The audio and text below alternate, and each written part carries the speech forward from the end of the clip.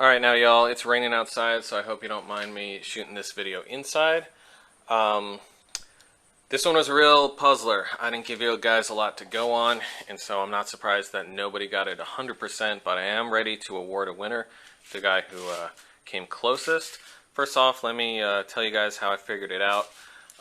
The pieces that he handed me as I was driving away, none of these went to the bike. So a couple of you guys guessed that correctly. You're right, none of these went to the bike. This looks like it's a part of a circlip separator. We got some two nuts here that you can buy at Home Depot, a little ring, maybe a little spacer or something. And my best guess that this is actually part of the sending unit for a speedometer. So I don't know where he came up with these, but these two nuts actually gave me a little bit of a clue.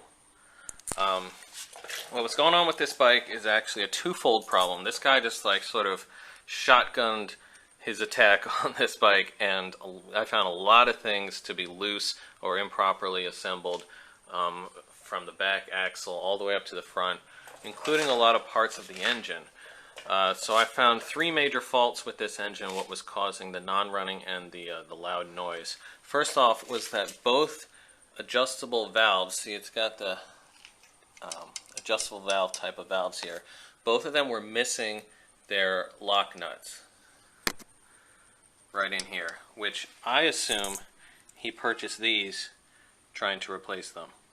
I called him up, he's like, oh yeah, I put them in a coffee can, and I kicked the coffee can and it went into the grass and I couldn't find either one of them. So at least they didn't fall into the engine, which is good. So I pulled these off of a replacement engine, and what actually happened was, without the lock nuts, the little adjustment bolt in here, as soon as I started this bike up for the first time since he worked on it, it started wiggling loose and loose and loose and loose and ready to pop out. It didn't pop out because the cover was there, and the exact same thing was happening on the intake side. So I believe that's what was causing it to stop running, is that these adjustment bolts were backed out so far that the valves couldn't open and close.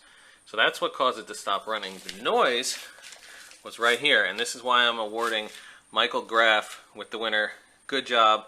This is the timing chain and the cam chain.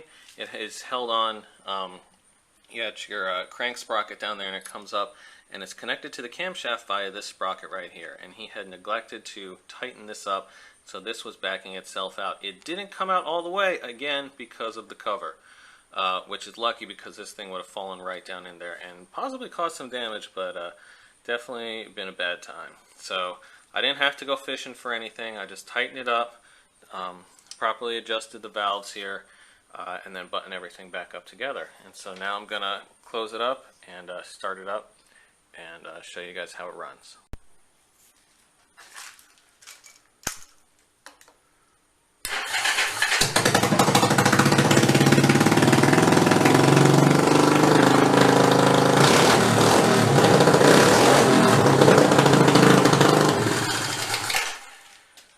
So as you can see, it runs like a champ. Idle's a little bit high. I got to play with the jetting a little bit more, but it runs. Good engine noise. Loud as a bitch, but yeah, nothing to complain about. So guys, when you're struggling with a similar type of problem, remember Hanlon's razor. These people don't do this stuff on purpose. It's just because they don't really know any better. It's not their fault. It's up to us to educate them. So, congratulations to Michael Graff. You are the winner. Please send me your address and I will send you out these nice foot peg highway bars.